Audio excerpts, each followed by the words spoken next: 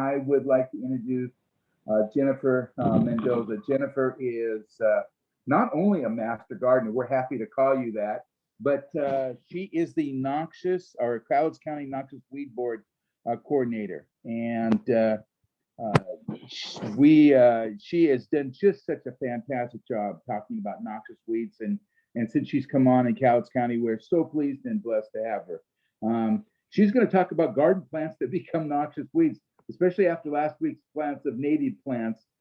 This seemed to be a really timely topic. So Jennifer, thank you so much for calling in and connecting with us today. And I'll turn it over to you. All right, thank you, Gary. So I'm going to talk about noxious weeds that have escaped our gardens. For various reasons, we plant these plants. And so I'm going to talk a little bit about our most common ones that we have here. Just trying to get my presenter view set up so I can actually change the slides. Okay, I think I'm ready to go here. All right, so the first one I want to talk about is Bighead Knapweed. So this is a Class A species. It might also be known as lemon fluff, globe centura, yellow bachelor's button. It was listed as a Class A weed in 1988, and it's native to Romania. You gotta go way towards the front, ask it. So it's with an A, right? Yeah, Okay. but I was thinking. Romania and Armenia. So you can recognize this plant. It has a solitary yellow flower that is 1 to 3 inches in diameter. There are brown papery bracts at the base of the flower head. It is a taprooted perennial. It might grow anywhere from 1.5 to 6 feet tall. It has narrow egg-shaped leaves with toothed to smooth margins. And you can see in the picture here, there are plenty of hairs along that stem.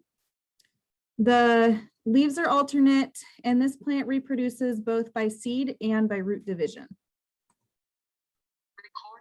So knapweed was first documented as early as 1918 in Klickitat County within Washington State. We do have a couple of infestation, or I guess they were ornamental plantings that we've found within Cowlitz County as well. You can still buy this in some nurseries, or it may be found in seed packets, especially in Oregon. I do not think it is listed as a noxious weed there. So most people who have Bighead Knapweed planted it intentionally and probably picked it up in Oregon. It is beneficial because it is a garden ornamental. It has a nice yellow, beautiful flower, and it's also frequently used in dried flower arrangements. However, once it establishes in our natural environments, it is very difficult to control, and it definitely threatens our natural areas, especially our subalpine meadows. So this is one that we definitely want to keep under control. I'm going to go back to the picture for just 1 second so you can burn that image in your brain. Do not buy this at the nursery. All right, butterfly bush. This is a very common plant around here, especially in Cowlitz County. In fact, when I purchased my home, there was a butterfly bush in my backyard. So, of course, being the noxious weed coordinator, I had to address that scenario very quickly. Butterfly bush is a deciduous shrub with arching branches that can reach up to 15 feet in height. The flower spikes are a very showy purple in color. Sometimes they might be pink, might be orange, or they might even be white. The flowers have an orange center. So if you were to look at each of the individual flowers making up the spike, there would be orange in the center of that. And each of those tiny flowers has 4 petals. The leaves and stems are very hairy. The leaves are lance-shaped and opposite, usually a green to bluish gray, and they might be a little whitish below. Typically, the stems on this are pretty square, or you can, if you were to twirl it in your fingers, you would definitely feel the edges of the stem. It is listed as a Class B weed, and other names for it include summer lilac and orange eye. It is native to China, and it was listed on our noxious weed list in 2005. It's also on our plant quarantine list, which means that you cannot sell, transport, or whatnot. You cannot distribute this plant in our state. So if you see this at a nursery, I would question that. There are sterile varieties that can be sold.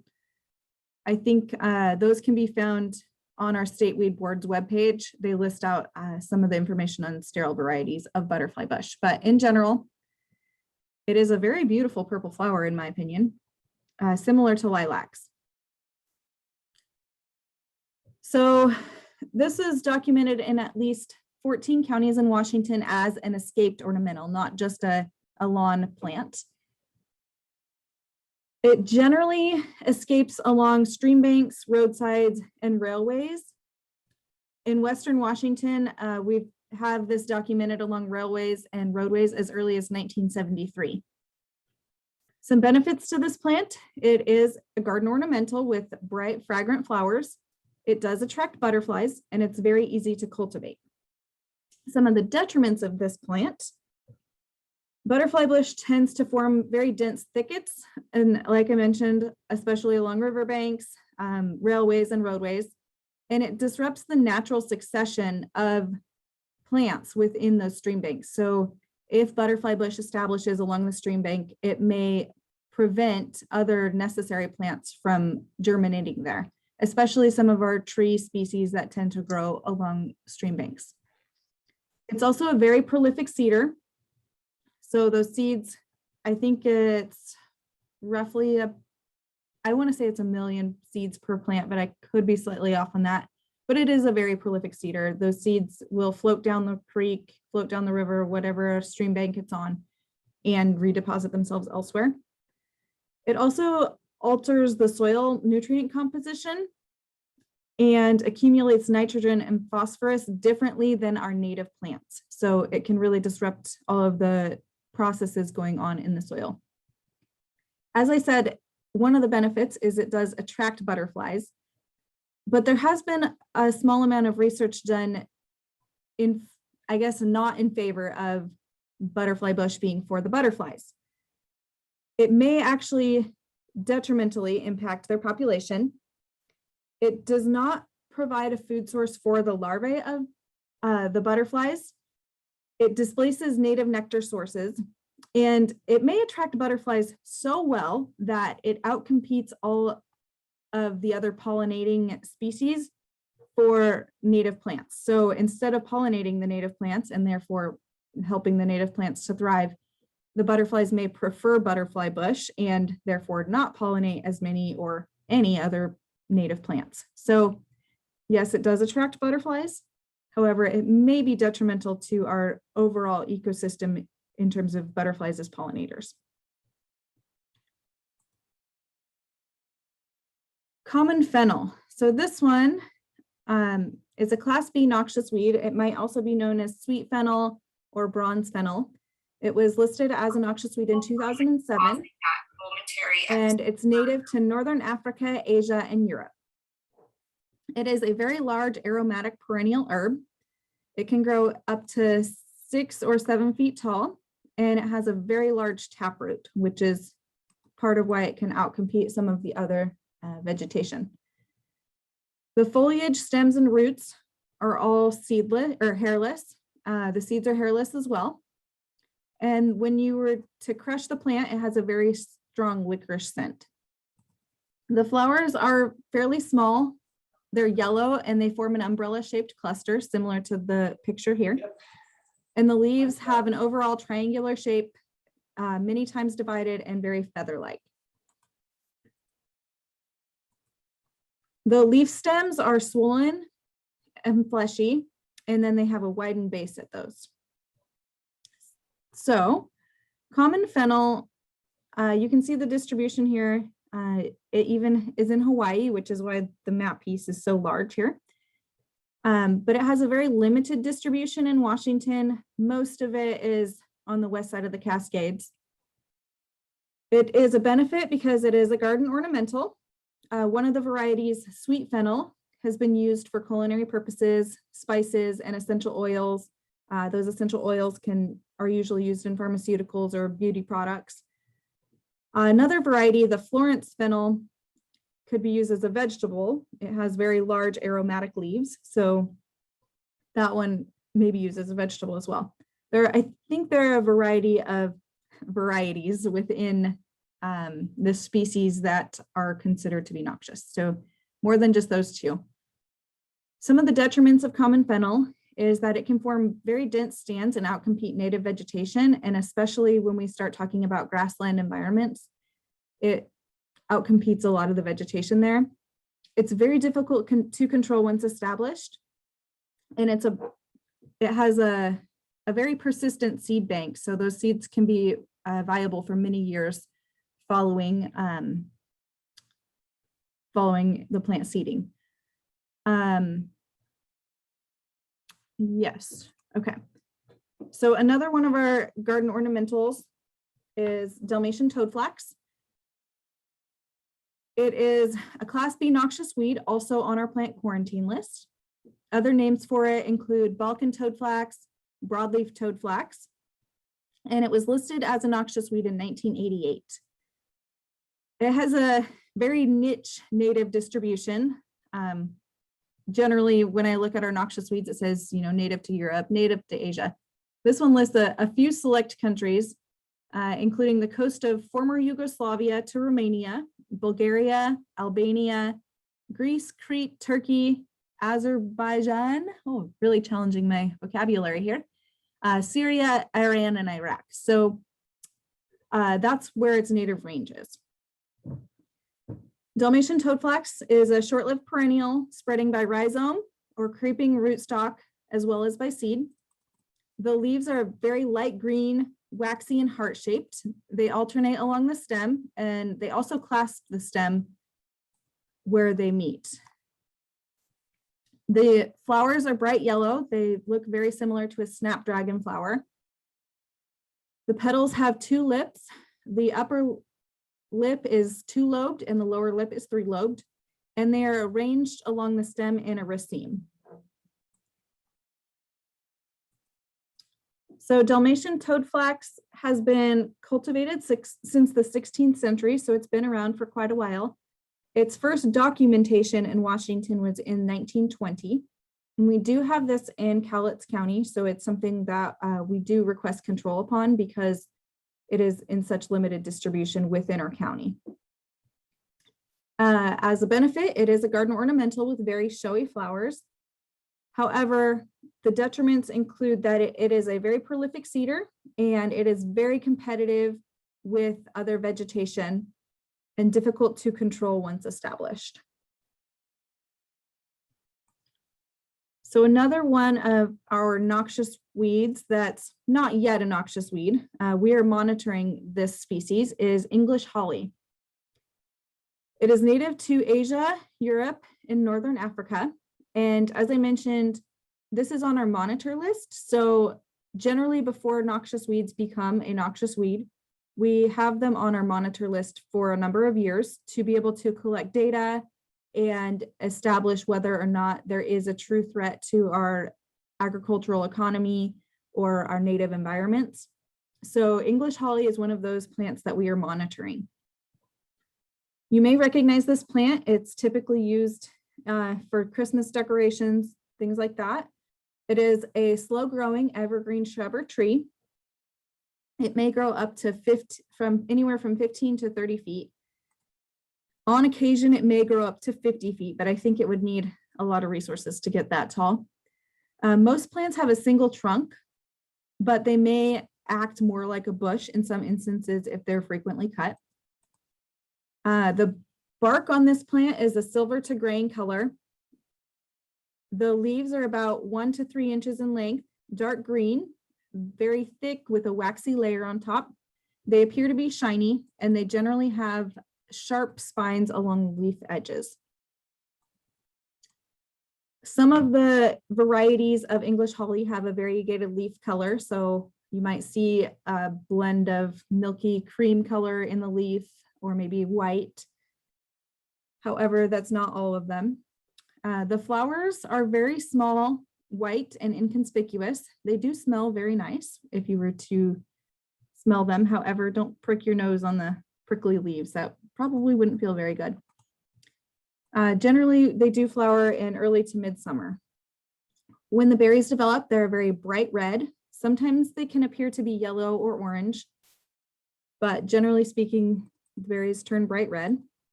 And the plants, interestingly, are either male or female plants, and the berries are only found on female plants. So if you have a holly tree and there are no berries on it, it's because it's a male plant.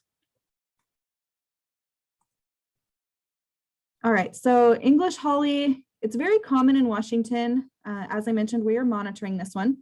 It is a garden ornamental, and it is also cultivated commercially in the Pacific Northwest, as I mentioned, for Christmas tree decorations, things like that.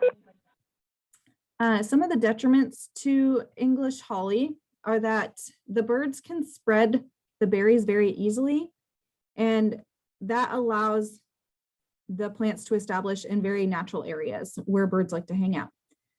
It forms very dense thickets and suppresses other native vegetation, and it can reproduce by suckers or reroot wherever the branches touch down again. And that's one of the ways that it can form a very dense thicket. It's also toxic to humans if this plant or berries are ingested, causing gastrointestinal issues. I think as few as 3 berries can cause some gastrointestinal issues for those who ingest those berries. All right, on the English theme, we also have English ivy. This is very prevalent in our area. English ivy might also be known by Atlantic ivy. It was listed as a noxious weed in 2002. And it is native to parts of Europe, Asia, and North Africa. One of the subspecies of this is native to Western Europe. There are a couple of subspecies. We have Hedera helix baltica, Pittsburgh, and Star, as well as Hedera hibernica. So we have 4 subspecies of this plant. It's highly variable where these are present. But English ivy, it grows as a vine. You've probably seen this everywhere. It's an evergreen perennial. It does not actually flower until the plant starts to grow vertically. So whether that be growing vertically up a tree or vertically by climbing itself, essentially, the vines, yeah, they don't flower until they've reached just like an upward growth pattern. They can grow up to 99 feet long. And when it flowers, the flowers are greenish to white in color, and they grow in umbrella-like clusters. Typically in the fall, you'll see this flowering. Also, it may not flower for the first 10 years of its life, which is a pretty long time to wait, but considering it's a very long-lived plant, that would make a little bit of sense. The leaves are alternate on the stem. Generally, they're leathery with long petioles, and they have 3 to 5 deep lobes on the leaves. There's a lot of variation in the lobes, especially when the leaves are very young, but sometimes you can find them without lobes and they're more egg-shaped. Generally, it depends on the age of the leaf for that. All right. So English ivy was brought to North America by colonial settlers. The earliest record of English ivy in the United States is from 1727. So that's over 300 years ago. So it's had quite a bit of time to establish here. The first recorded documentation of English ivy that we have in the Pacific Northwest was in 1890. So it may not have been out here quite as long as it has been in the United States, but it's definitely been here a while. Some of the benefits as a garden ornamental is that it is a hardy ground cover. I would agree with that. It is inexpensive and very easy to grow. I can't argue with that either. And it also can be used if you make poultices out of the leaves, which is essentially a wrap or a bandage type thing. You can put it on cuts and sores.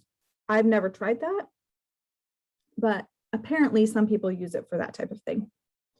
Some of the detriments of English ivy is that it outcompetes grasses, herbs, and other plants that may be trying to establish in the ground by way of its dense cover. It reduces the animal forage and habitat available within a landscape. It can suppress trees both by shading out the foliage on the trees and by adding weight to the trees, which can cause further damage in extreme weather conditions, such as heavy snows or ices or high winds may cause the trees to break off with all of the weight of the ivy on it. To my knowledge, it doesn't technically suffocate the tree like a lot of people think, but it does shade out the foliage and add an additional weight to the tree. One of the trees that was measured in the Olympic National Forest, they estimated that 2,100 pounds of English ivy were growing on one of those trees, a single tree. So that's quite a bit of weight. English ivy has very shallow roots. And so although it initially was thought to be good for erosion control, it's really not a good erosion control plant. And in addition to all of those things, it is slightly toxic. It has glycosides in it, which can cause vomiting, diarrhea, nervous conditions, or in sensitive individuals, it can also cause a dermatitis. So there are some benefits, but mostly cons for English ivy. Italian arum. This is actually one of my favorite noxious weeds because it is a good definition of a noxious weed, and it's quite beautiful. It is a Class C noxious weed, also on our quarantine list. Some people know this as Italian lords and ladies, Italian lily, and cuckoo's pint. It was listed as a noxious weed in 2015, and it's native to Asia, Europe, and Northern Africa. This is a perennial plant. It grows from tubers underground. The leaves are very arrowhead in shape, and they emerge in the fall. Generally, they die back by the summer. If there is a very cold winter, they may also die back in the winter and reemerge in the spring. The leaves have a very distinct cream venation to them. So you can see that in the picture here.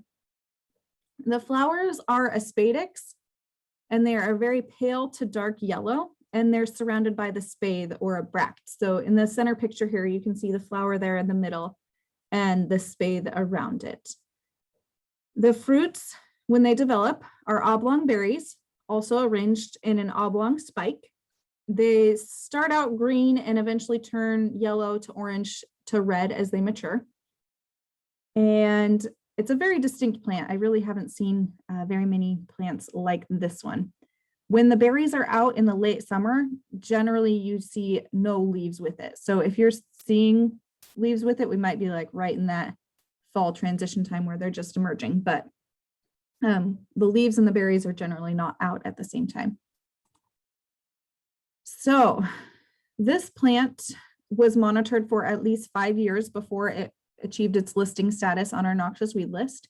And it's present in multiple counties in Washington, including Cowlitz County.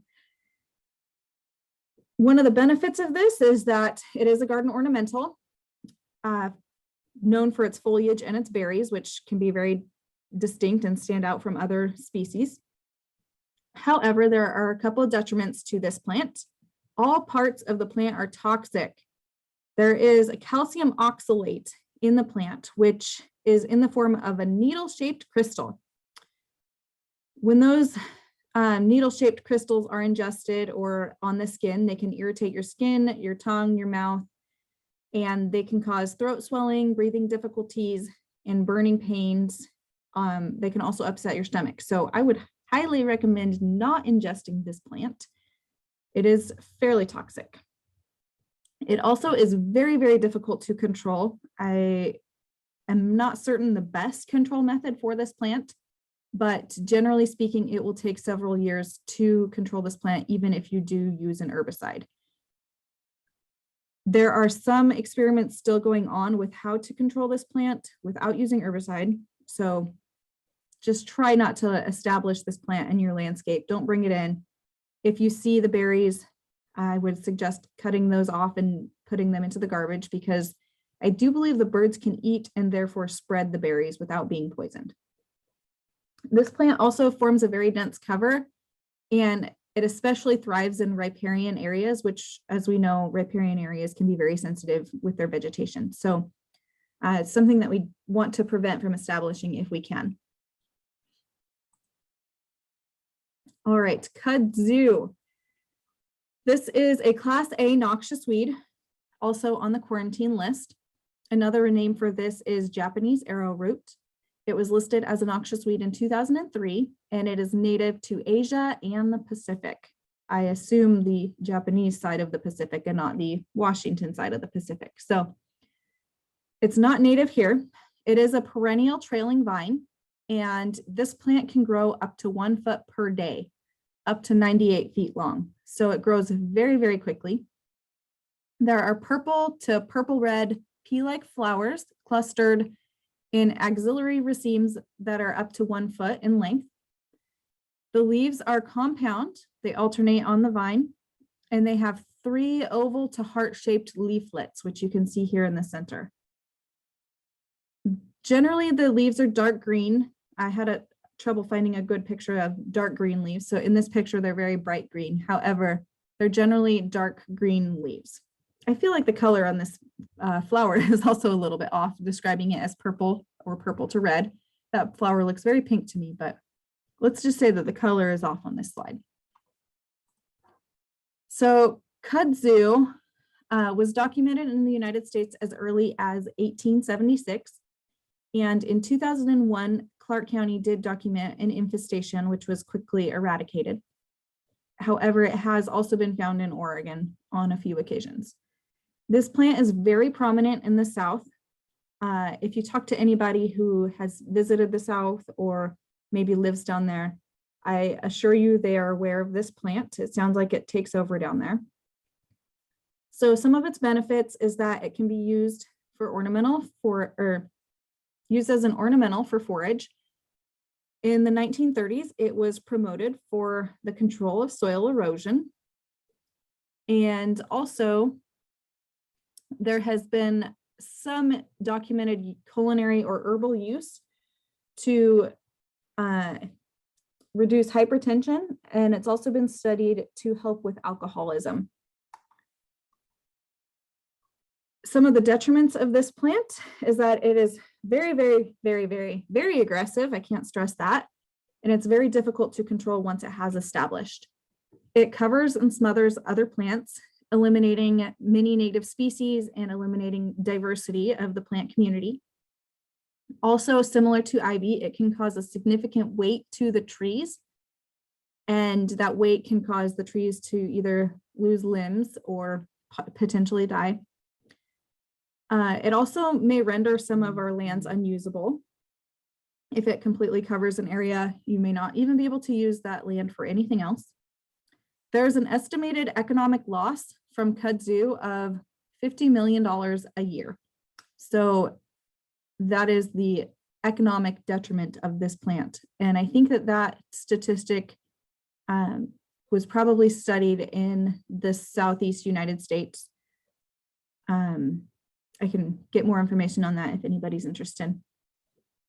The weight of this plant may also bring down power lines and damage buildings. It just tends to grow, as a vine. So I imagine that if it had the chance to grow on power lines, it would, and it can bring them down with all of that added weight. So if you see this plant, kudzu, please say something to us. All right. Milk thistle. This one is another Class A noxious weed, also on our quarantine list. It may also be known as blessed milk thistle, spotted thistle, or variegated thistle. It was listed as a noxious weed in 1989. It's native to Western Asia, Europe, and Northern Africa. This plant is either an annual, winter annual, or a biennial thistle, depending on the characteristics of the weather. It can grow up to 6 feet tall. It has very large purple flower heads that underneath the flower heads have overlapping rows of spreading spine-tipped bracts. The leaves are patterned. They have a very distinct white marbling. They have deep lobes along the edges and pointed tips, and the leaves may grow up to 20 inches long and 10 inches wide. So this plant can get very large. I have seen plants with a diameter up to 3 feet, with the center having just 2 leaves going in either direction. So This can be a very large plant. Milk thistle was first listed in the South Australia noxious weed list in 1851. So this is something that our agricultural industry, and even in Australia, has recognized as a noxious weed for a large amount of time. Our infestations in Cowlitz County date back to at least 2008, which is after it was listed as a noxious weed, but that's as far back as I've found data in our county. Some of the benefits of this plant is that it is a garden ornamental. It has been found in seed packets on occasion. So always check your seed packets, make sure that there's no unknown species in those packets. It's also known as an ancient medicinal plant to purify the liver. It has antioxidant properties and it can alter the liver cell membranes, which improve the membranes to block toxins. It also can stimulate production of new liver cells. So this is, I've seen this for sale in a vitamin store or whatnot. So it's definitely used as a medicinal plant. Also, something very interesting about this is that it is an antidote for death cap mushroom poisoning. I'm not sure if we have death cap mushrooms around here. It sounds like they have them in Germany. All of the hospitals in Germany keep a stock of this around for that purpose, but it is an antidote. So not everything is bad. However, in our area, we do consider this to be a detrimental plant because it is toxic to livestock. It can cause nitrate poisoning if they eat too much of it. It displaces native forage species. Heavy infestations of milk thistle can limit livestock movement, and especially if it were to grow along the water, it could limit their access to water. It is not very fun walking through this plant, especially when it is 6 feet tall, and I don't blame livestock for steering clear of it.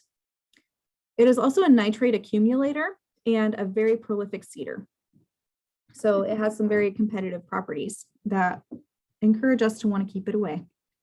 So again, that was milk thistle, and we do have that in our county. They eat that thistle top, but the rest is toxic, I guess. So policeman's helmet is the next one I'd like to talk about. This is a Class B noxious weed on our quarantine list as well.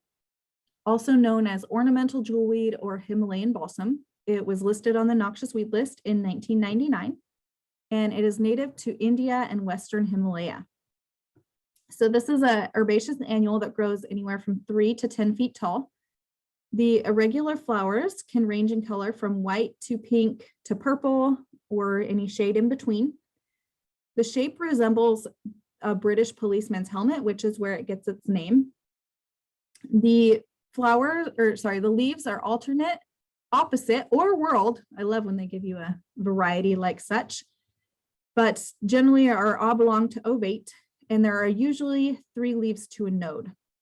They have very sharp tooths on the margins of the leaves, and the stems are hollow. They typically have a purple to red tinge to them. They're very fleshy, but they are also hollow. So policeman's helmet is in Britain considered to be one of the top 20 aliens. I suppose that's what they call their noxious weeds over there. We do have this in Cowlitz County. We have a small number of sites. However, I know within plant sharing seed communities, this has been shared. So hopefully if that was shared with you, you recognize that and get it under control. So we are doing a lot of outreach about this plant. It is a garden ornamental. It has really beautiful flowers, as you saw. And it also is a benefit because it is a late season source of nectar or pollen for our pollinators. This is a very detrimental plant, and especially in natural areas, because it is extremely invasive and it takes over very quickly. So we definitely try to keep this out of our natural areas as much as we can, especially in riparian areas. Spurge Laurel. So Spurge Laurel, also known as Daphne, Daphne spurge, Daphne laurel, laurel-leaved Daphne, olive spurge, wood laurel, or corpse laurel, was listed as a noxious weed in 2007. It is a Class B noxious weed, and it's native to Europe and Northern Africa. It's an evergreen shrub. growing up to 5 feet. It has very small and conspicuous flowers. They are yellow to green in color, and they cluster at the leaf base. The leaves are narrow and oval shaped, very smooth, dark green on the top and shiny. On the underside, they're not so shiny and a lot lighter in color. It does produce some berries. They are black, and each of the berries contain 1 seed. And this can reproduce both vegetatively and by seed as well. So most of the infestations that are recorded in the United States are west of the Cascade Mountains. So it must be something about our environment that it likes. It is present in Cowlitz County. We have discovered a small number of infestations within the last year or two. As a benefit, it is a garden ornamental, and it has been studied for potential treatment of leukemia. So that's pretty interesting about this plant. However, there are some detriments. It colonizes very rapidly and forms very dense stands. All parts of the plant are highly toxic. If you do find this plant, I would suggest handling it with gloves. It is a significant threat to our Gary Oak ecosystems, which are fairly rare to start with. So any threats to those could be a real problem. It has the potential to change soil chemistry, and it also can alter the natural succession of a plant community. All right, some of our favorites, the brooms. I think many of us are familiar with Scotch broom, which is the plant on the right. Scotch broom is a Class B noxious weed.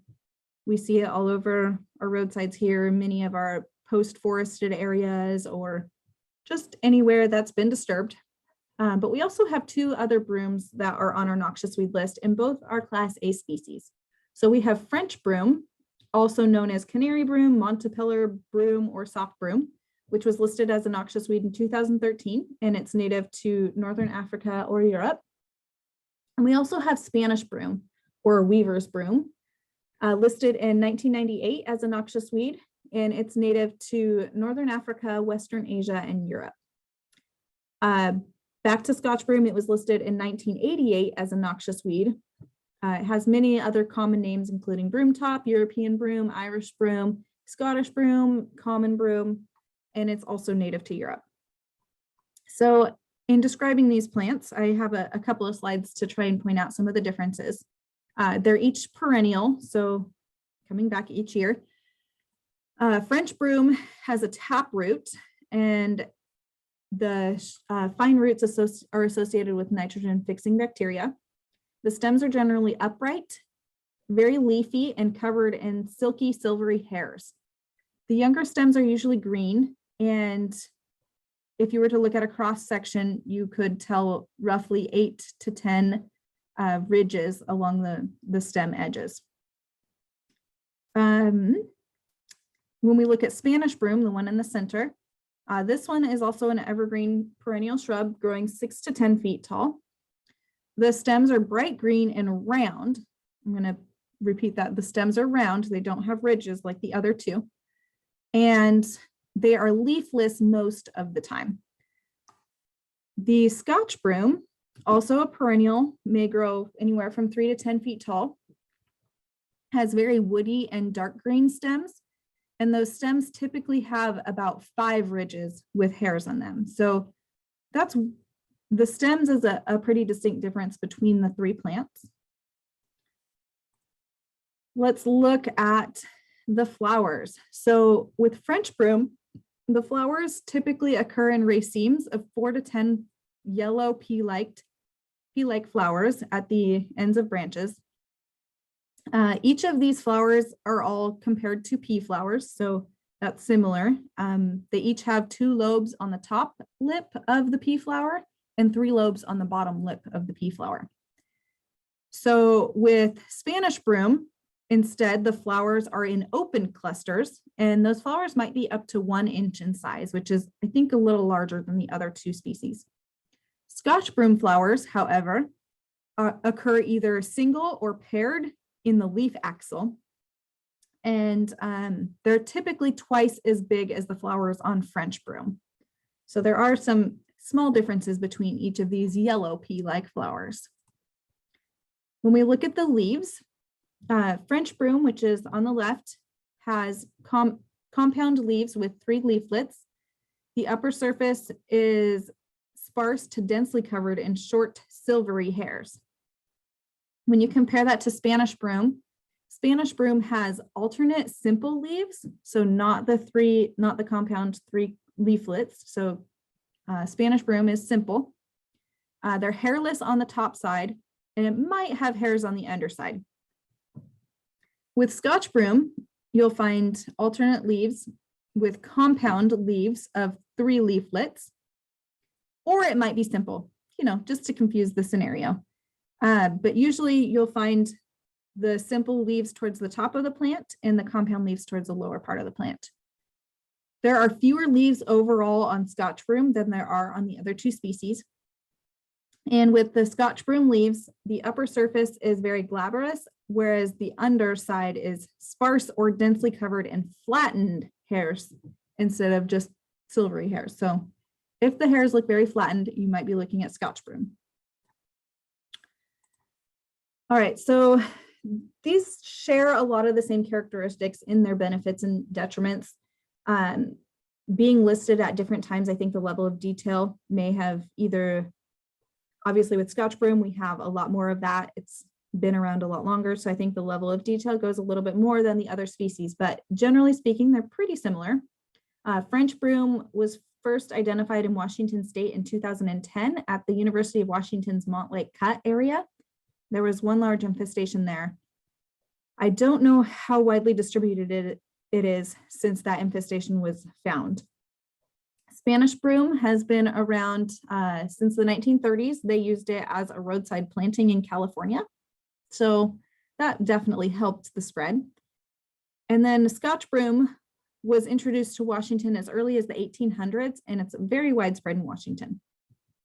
Some of the benefits of French broom, well, it's a garden ornamental. That's why it was here. However, it is very aggressive, and especially when it's a pioneer species. It makes reforestation difficult because it outcompetes the tree seedlings. It can alter the soil nitrogen dynamics. It can be a significant fire hazard. It has a very long-lived seed, so it can persist in the soil for many years. The plants are not palatable to livestock, and they can be toxic. When we look at Spanish broom, also a garden ornamental, it is considered to be a very drought-tolerant plant, so it was used as a bank cover where there was rocky soils or things that weren't growing. Some people used to harvest yellow dye from its flowers. And in South France and South Spain, it was used for both fibers and weaving. So there's another use for that plant. If we find it, we might be able to start weaving baskets.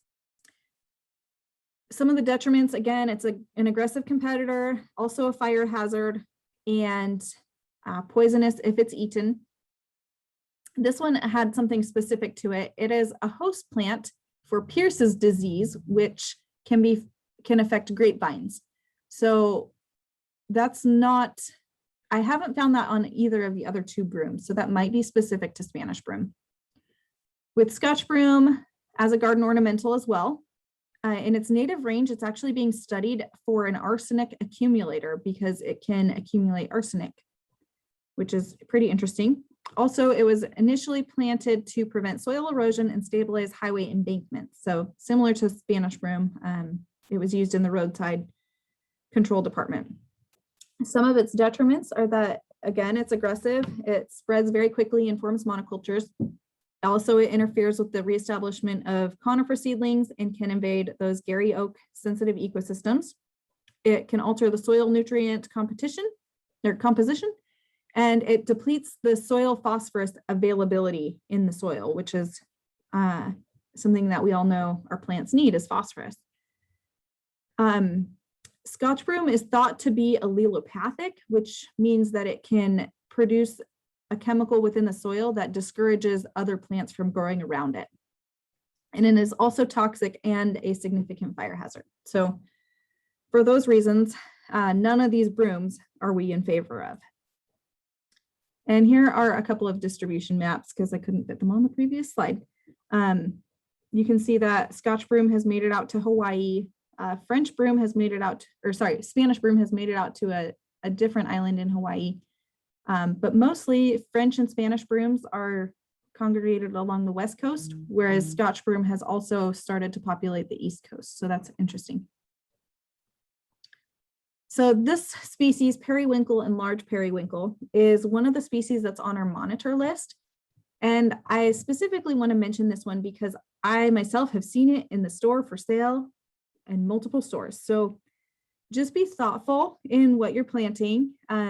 This is on our noxious weed list because when it escapes cultivation, or sorry, it's not on our noxious weed list. It's on our monitor list because when it escapes cultivation, it can form very extensive mats in the understory of forest and outcompete many of those native understory forms.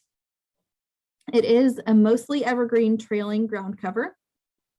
The Vinca minor or regular periwinkle is significantly smaller than the large periwinkle. Both have those blue to lavender flowers on them. On periwinkle, the leaves are opposite, dark green, glossy, oval to lance shape, and thick in texture. For Vinca major, the large periwinkle, the foliage is opposite, glossy, and hairless, and somewhat thick. So the smaller plant has thicker leaves. The leaves on the large periwinkle are heart-shaped to somewhat triangular. And again, the flowers are violet to blue. So just keep an eye out for this plant. Use caution if you're going to plant it. So a lot of the information that I presented in this presentation came from our state weed board website, and some of the photos were ours and some came from their website. All of the maps that I have included are from our EdMaps early detection and distribution mapping system. And any member of the public can use this system to report noxious weeds or just plants in general. If you have time to look into that sometime, it's a very interesting program. So, and lastly, stop the weeds and catch the seeds. I always like to end my presentation with this just to get you thinking that you could be spreading noxious weeds without even knowing about it. Seeds get stuck to your boots, your dog, your tires, your off-road equipment, your lawn maintenance equipment, things like that. So just encourage to clean your equipment before you travel if things are seeding around you. So, all right, I see there's a couple of questions in the chat. Let me see.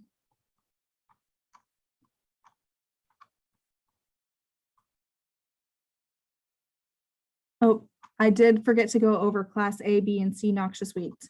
And it looks like Alice has addressed that, but very quickly, in case anybody is not able to see the chat, our noxious weeds are distributed amongst three classes, class A, B, and C.